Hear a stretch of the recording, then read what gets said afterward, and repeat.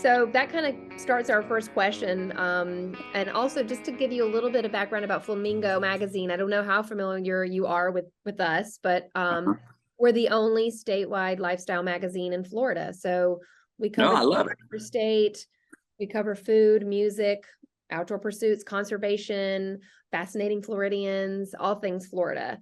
There you go. Based right here in Jacksonville. Well, I feel like I've made it today because I've been a Floridian all my life. And You are a fascinating Floridian. So there you go. very excited. And obviously music, we cover a lot of music. And we've covered a lot of Jacksonville music. Yeah. We actually did a story years back when right after Greg Allman died, actually, and before his album released, we had sort of planned this interview, and this we did not get to interview him, obviously, but a big story on the last album that he did before he died. That was years ago, maybe 2017. That's great. You know, there's been a lot of music out of Jacksonville, Florida in general. And then look at Gainesville, Tom Petty, God almighty, you know, unbelievable, you know, and onward and upward. And I mean, the genre of Southern rock, I know that was sort of a, you know, a negative term back in the day, maybe in the 70s, and it wasn't something that Lynyrd Skynyrd embraced, but it has kind of emerged as like this bucket where these great iconic bands live. I mean, what place do you think Jacksonville as a city holds in the legacy of Southern rock with bands? Oh my God, so much. I mean, you had Grinder Switch, 38 Special, Blackfoot, Molly Hatchet, Lynyrd Skynyrd, you know. Myself, heck, I did a few records on my own way back in the early or late 70s and 80s, and I'm trying to think, did I miss anybody? But there's a lot of, we kid around here and say, because people go, why Jacksonville, all this music, and we always say it's in the water. That's great. It's in the water. And I really think, you know, Jacksonville way back when wasn't a thriving city as it is now. I mean, since we got the Jags and, you know, the Jaguars, it's starting to build up and they got a lot of plans for it. And sooner or later, it'll be, you know, the Miami of the north of Florida. And, I hope you not. know, if things keep going, you know, I'm talking about the building of it, the downtown area, you know, and how it's spreading out. And but way back when there wasn't much to do here, so I think everybody just kind of got into, okay, well, I can play a guitar, okay, well, I can play some drums, let's start making a band. And I think that's really how all that came about, because most of these bands kind of grew up on the west side of Jacksonville, Florida, where I grew up at. And I always have a running joke. I say either my friends that I grew up with are dead or they're in Rayford prison. We chose music. So I love that. So, you know, and looking back on it, I think it was a great time in music, you know, and you know, the Beatles just came out. You know, I know for me personally, whenever I watch TV, we're not like kids now. We don't have Hulu and Netflix and 7,000 channels to watch and streamings and stuff. We had 4 channels, you know, and one of them was Walt Disney's Wonderful World of Walt Disney, Wild Kingdom, and then there was the news, and then there was Hee Haw and, you know, Andy Griffith, those kind of shows, you know, and we experienced music. Ed Sullivan was the other one. And I remember seeing Elvis Presley for the first time on Ed Sullivan. I was like, who's this dude? This is crazy, you know. So, and of course my parents at that time was like, wow, what's that, you know, so because it wasn't their cup of tea, you know. And then they grew to love Elvis over the years. Well, that was kind of one of my other questions too. I mean, obviously the legacy of music goes back far in your family, but I was just wondering, you know, what was that original spark? Was it, like you said, just kind of, there's nothing else to do, so we kind of picked up instruments, or was there like a musical history, your dad, your mother? You know, my dad was a truck driver. He was in the military, he was in the Navy, and he was in Pearl Harbor when it was bombed. So whenever he got out of the Navy, he went into trucking, and us kids would go on the truck with him, and basically we'd listen to country music, you know, people like George Jones, Tammy Wynette, you know, Loretta Lynn, those kind of people. And we'd sing along with that stuff. But for us, we were rich in family, but we really wasn't rich, money wise. So we had a swing set out. My dad had a circle driveway, and we had a swing set out there. And I can just remember as a real small child, all of us out there singing songs. And, that's kind of, that was our thing. We'd go swing and play on the swing set and sing songs. And Ronnie got into it first, and then Donnie got into it. And for me, I wanted to be a drummer. I was real shy whenever I was younger. And I was just like, I don't know if I want to be out front, So I thought, well, I'll play drums, and everybody was like, no, you have to be a singer. You have to be a singer. So I just followed suit. And, it's been a family tradition now for a long, long time. Oh yeah. No, well, you've carried the mantle well, that's for sure. Yeah. Well, thank you. So back to Ronnie, just to touch on him and the band. I know, you were fairly young when the plane crashed and he died. 17. I was 17. I was getting ready to turn 18. Yeah. How would you describe today, like how that changed your life? And do you remember kind of where you were when you heard the news? Well, me and my dad were working in the yard, and the phone rang. And back then we could leave our door open. We had an old screen door. And my dad said, go answer the phone. It's ringing. I hear it ringing. So I ran in, and there was a manager that managed Skynyrd way back when. And he had called a guy by the name of Alan Walton and said, have you heard about Skynyrd's plane?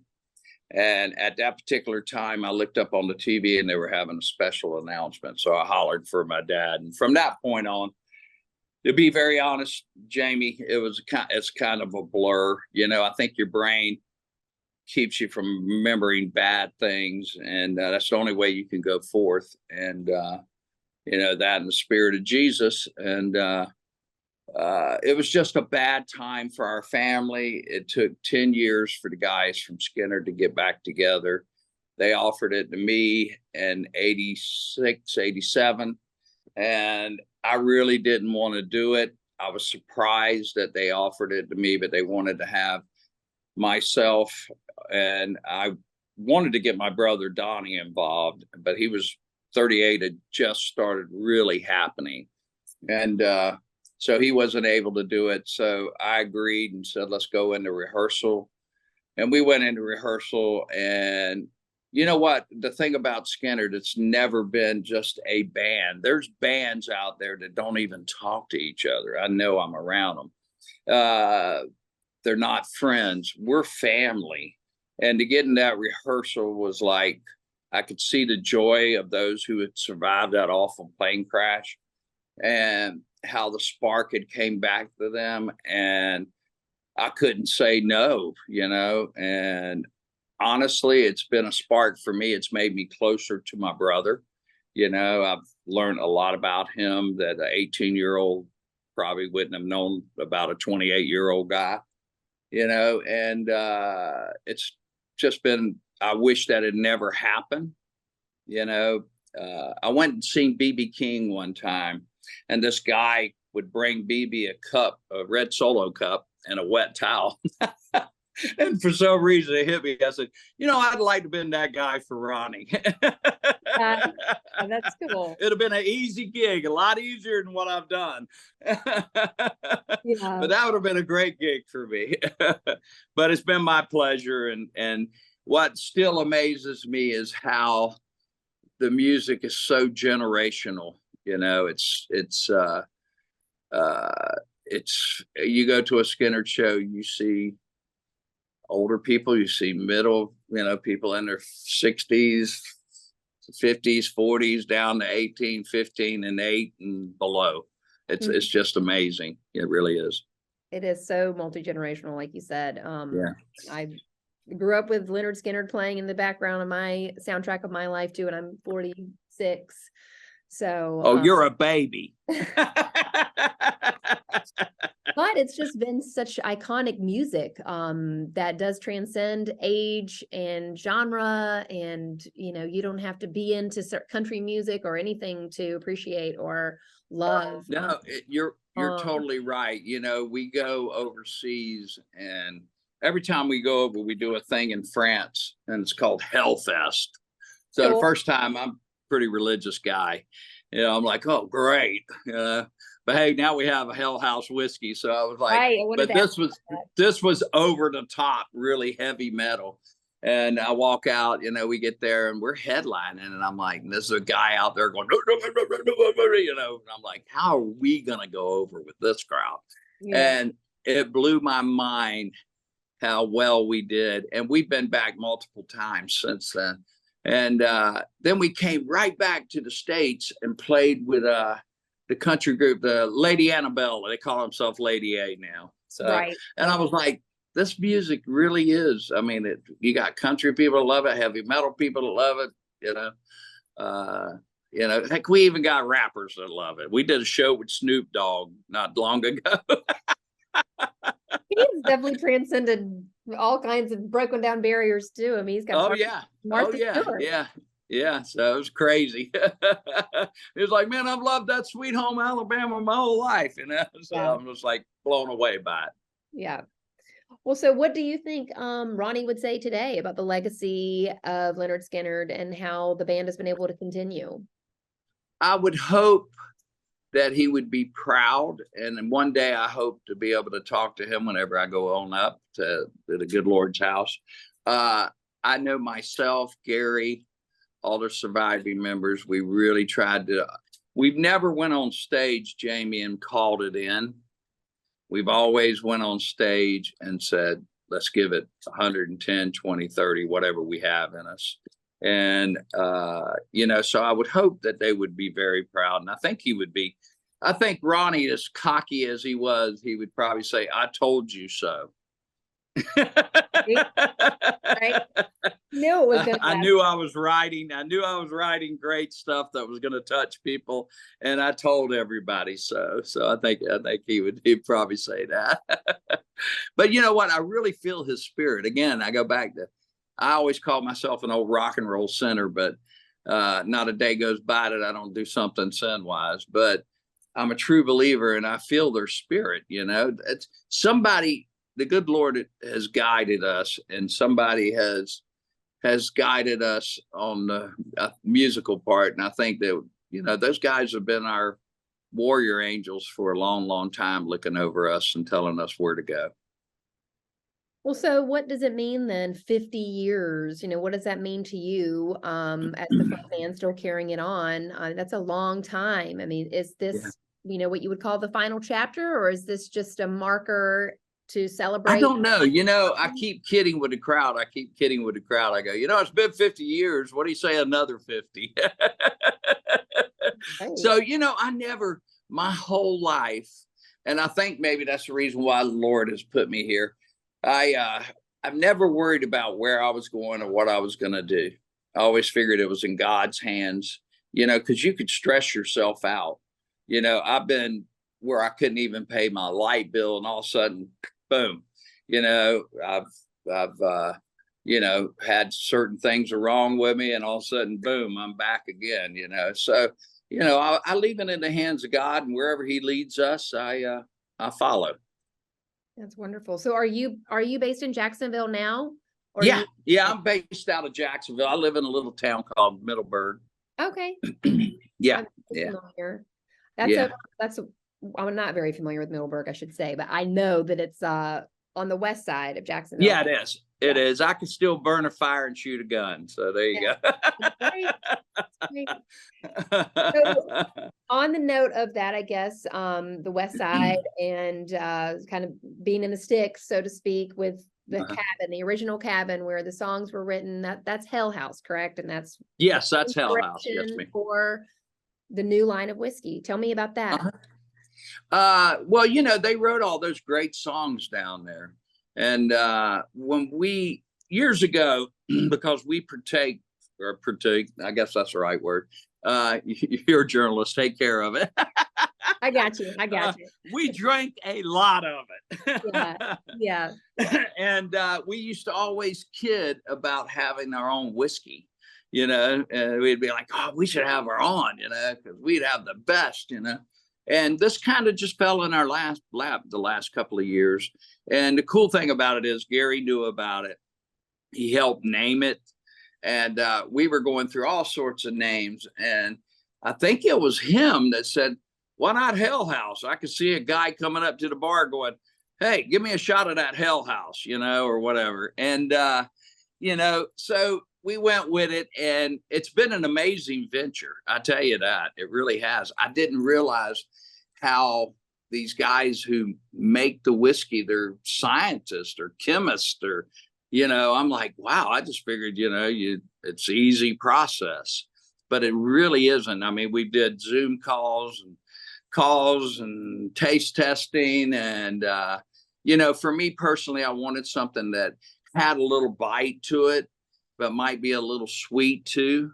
So if you just wanted to do a shot, so you wouldn't like, oh God, right. Or if you just wanted to put some ice in it and sip it, and I kind of like, I'm a barbecue guy, so I kind of like a little charcoal taste, so it's a different thing. So I think we got it. So, it's all up to the consumer, but yeah, please do. Yeah. We are breaking ground in Florida. Whereabouts are you at in Florida? Well, we are technically based in Ponte Vedra Beach. Oh, okay. So you're over there in Ponte Vedra. You're over there where the rich people are. Well, not everybody. I'm kidding with you, girl. I did a thing. I know Brian killed me for Fox News, and I was doing a thing out there with him. And I said, it's so good to be in Jacksonville. And this lady said, it's not Jacksonville. It's Ponte Vedra. I went, oh, I'm sorry. I thought we were all in this together. Oh my gosh. No, I always say I'm from Jacksonville. And I say the magazine's based in Jacksonville because people don't really know what Ponte Vedra is, Oh, yeah. Yeah. But no, I think we accomplished it, and it's supposed to be at Total Wine and Spirits and More and Town Center. I'm doing a thing there on Friday. Okay, great. And and I'm doing a thing out here near my house. Available at the show. Yes, okay. yes. At the AMP. People can buy it at the AMP. At AMP. Yeah. And the cool thing about it is we just started doing that, and at the shows. So it's great to be able to have it at the shows. Everything takes so long, Jamie, to get stuff. Whenever you come out with your whiskey, you have to go through the FDA and da. So it's a lot of work. So. Oh yeah, I can only imagine launching a brand like that. And and I'm hoping it goes. You know what? I'd love to be able to kick back and say, you know what, Skynyrd always had a little harder edge, and we got a little whiskey here. And if you like whatever the heck you're doing, you might want to have a shot. There's nothing wrong. I always say there's nothing wrong with having anything as long as it's in moderation. Right. Do you still partake in drinking? I do have I always call it a nip and tuck. Okay. And I like having a little shot before I go on stage. I'm not much of a drinker, that much whenever I'm at home. But every night before a show, I always call it a shot of encouragement, and it soothes the vocal cords. Yeah, that's great. Well, so what can fans expect at the show, at the shows, I should say, at the AMP? Yeah. Any surprises, or just like the classics, the favorites? Yeah, it'll be a lot of the favorites. Of course, we're going to be playing Sweet Home and Freebird and all those great songs. Simple Man's probably my favorite to play. We play a few new ones, and it's always nerve-wracking to play close to home. I remember years ago, this is kind of off the key, but I had to go sing Twinkle Twinkle Little Star at my daughter's school with her class, and I was so freaked out because I knew all the parents, and I was like, and the kids were all off time. And even though we practiced, but that made it special. But anyway, once we got through that, I was like, whoo. And the next night, we played a big arena and outside of New York. And I was like, it's calm and cool. The 15,000 people. So anytime you're around the hometown, I think you get a little bit more, I don't know if it's anxiety or nervousness or whatever, but you have family and friends, and you want to be on the top of your game, and I'm sure we will be. I know you will. So you mentioned you have a favorite song to perform. Do you have any favorite Skynyrd songs through the years that are sort of like the ones you hold dearest, or favorite album? Yeah, well, I just mentioned it. I think Simple Man. I think every man, whether he's a tall man, short man, sad man, happy man, you know, good man or bad man wants to make their mom happy. And that song just, you know, when I first joined Skynyrd, I thought Freebird and Sweet Home. But if you go, that song has been used at weddings for mom and son dances millions of times. And again, I think, you know, guys always want to please their mom no matter what. Yeah. You know, if mom's mad at you, you got a bad day. It's kind of like having your wife mad at you. Right. You know? That's great. So are the tours as wild today as they were back in the day? Yeah, we drink a lot of this nowadays. I bet. You gotta stay hydrated. Yeah. No, I mean, you know what? At this point in time, I see these young artists just partying their butts off, and I'm like, oh my God, they're going to regret that later on, you know? But, and believe it or not, I'm a mentor. I go, no, you don't want to do that. You know, try to calm that down. Again, I said it, moderation.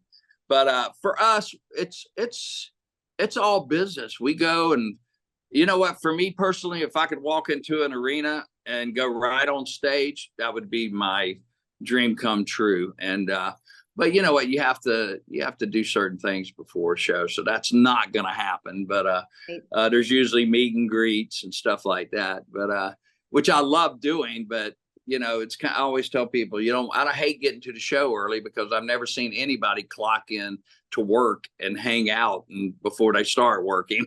Right. I don't do that. Well, do you have any sort of wildest story from maybe the 80s or back in the day? Oh, you trying to get the dirt, girl. Any fun stories that stand out? Oh God, there's so many of them, Jamie. I don't even know. You know, I mean, I'm trying to think of one. You know, I know that there was one here in Florida. We played Tampa at Ford Amphitheater, I believe it is, down there at that time. And one of our guys, his wife never came out on the road. And the poor girl, we're going back to the hotel on the bus, and here comes a carload of girls, and they're all flashing the bus. And we're like, oh, Lord. His wife was she was like, this is what happens every night. Yeah. Yeah, so there's multiple things. Those days are gone, I take it? Those days are pretty much gone, yeah. Now, we do Sturgis a lot, so you get to see those every once in a while out there. It's crazy. Okay. Yeah. Well, cool. So what's next? Are there any new projects on the horizon? Yeah, you know what? We're always thinking of what and how to better things. And you know what? We are going back out with ZZ. We're doing an arena tour, and I think we're playing Savannah, Charleston, South Carolina, and up in Virginia, you know, so we're doing those kind of things. And then we're out again this summer, or the next summer coming up here with those guys. You know what, Jamie, for me, I was like, well, because you always go from year to year, and you always think of okay, the year before was pretty good, or this was great. And this year, when Gary passed, I actually thought, okay, I don't know how this year's going to go. And it was amazing. We call our fans our Skynyrd Nation. And we started doing that way before other artists, you know. Yeah. And they came out. We had so many sold out shows. This package was so good. And to be out on the road with ZZ is just an amazing thing. We've known those guys for years. We've all been doing it. It's like a brotherhood. And, you know, it's just an amazing thing. And God's really blessed us, and the fans have come out, and just, it's amazing. I was really blown away this year. And then to top it off and go to Brazil, and, you know, we played, I think, the 30,000 crazy Brazilians over there one night, and then I think 10 the next night. And so it was just a great thing. And then to come home here to St. Augustine, you know. So my grandmother and them lived and grandfather lived in St. Augustine, and he was a bridge tender going over to Volano Beach. It used to be a drawbridge there. So I would go down there and stay. So anytime I get a chance to go to St. Augustine, it brings back a lot of memories and feelings, and it's just a good place for me. Oh, it's such an awesome city. And Yeah, the venue, the amphitheater is super special. There aren't yeah. many like it in the state of Florida, but even in the country. Yeah, I'm actually going down, me, my wife, my brother and his wife, and a good friend of mine who played guitar with his wife. We're all going down to see Mercy Me. They're coming up. So Okay. I don't know if you know who they are, but I don't. Is that a new they're band? a Christian band. Okay. Have you ever heard that song? I can only imagine. Oh, yes. Who has That's Mercy. That's Mercy Me. Oh my gosh, Yeah. that song makes me cry every time I Me too. Me too. Well, that's awesome. Where are they playing? In St. Augustine? At the amphitheater. Yeah. Okay, awesome. Yeah, I'll be the guy. I'll be the old long-haired guy in the audience crying when he's singing that song. I mean, do they know you're going to be in the audience? I don't know. I prefer them not to. Yeah, for them to know. I like going whenever I don't have to do anything. Yeah. You know, that's the only problem about when you go out, when you're an artist and you go see somebody, they're always like, hey, get up and do something with me. And I'm there on a date night, you know. Do you see a lot of live music these days? Are you out seeing music? Do I do a lot of live music? If I'm home, I like it. Do you go and enjoy live music a lot? Do you go to no, that's what I'm saying. I think you know, whenever I'm at home, I like going out and listening to some, you know, but to be honest, whenever I'm at home, my favorite thing to do is hang out at the house, go watch my grandboys play baseball, be a normal person, and get away from all of it. No, I totally understand that. Yeah. You have such a high intensity occupation, and it's high energy, and just probably takes a lot out of you when you're home. You just want to chill. Sure. Yeah. You know, I always tell people, I say, yeah. Actually, my brother wrote a song called Don't Ask Me No Questions. Mm-hmm. And it was about coming off the road saying, man, I don't want to think about music. I almost moved to Nashville years ago. And my managers were like, hey, you can come up here. I could get you to do commercials, blah, blah, blah. There's more opportunities. I said, well, look, I'm a Florida boy. I'm going to die in Florida. And I don't want to talk music the rest of my life. Well, what else do you enjoy besides is it the grandkids and just that just hanging with the family, Jamie. I think, you know what, family means everything to me. We've lost a lot, and the one thing I can tell anybody is that if you're not talking to your siblings or got some kind of argument with a family member, you need to get over it. Life's too short, and you need to keep going forth, and somebody's got to take the high road. And I've had to do it with my own family, you know, and you know what? Family's everything. You know, you can make billions of dollars, but when you take your last breath, you hope and pray to God, those billions of dollars are not going to be there. You know, family are, and that means everything. So I just like being myself. You know, I cut my own grass. I get out, I work in the yard. You know, I go to the grocery store with my wife. She makes me take out garbage, you know, so I like it. I'm good with that. Yeah, that's great. Well, any sort of last thoughts that you would want to offer for the Jacksonville fans and everybody that's going to be at your shows in St. Augustine this week, and just any kind of like final thoughts before we wrap up? Yeah, no, just, you know, that we love Jacksonville. Skynyrd was born and raised here, and you know what, we're going to do a great job for you, and we love you, and we can't wait to see you. Half of them are some of my kin folks. Hey. My manager called me and said, first show went real quick. I said, well, that's half my family. So we were kidding about it, but actually Thursday nights turned in more to that than Friday. But you know, we look forward to it. You know, we had played a show here. Our final show was going to be at the arena, not the arena, but the stadium down there. We did years back, and actually videotaped it and recorded it. And it was a farewell tour. And I do want to maybe address that to the fans out there. We had planned on 2020 was going to be our last year, and then we were going to just do like charity stuff and maybe go do a few shows here and there. And COVID came along and ruined our whole tour that we had on the books. So we were home for 15 months, and we realized that, Jamie, and I think any honest musician will tell you that we don't retire, we just play less shows. So when you see farewell, and we actually had all intentions of that, I swear to you, in front of God, we were like, and then we were home for 15 months. We had all these shows in 2020 that we were going to do, and they were still on the books and we were obligated. So we went back out in 21, and we really, really missed the crowd. We missed our fans tremendously.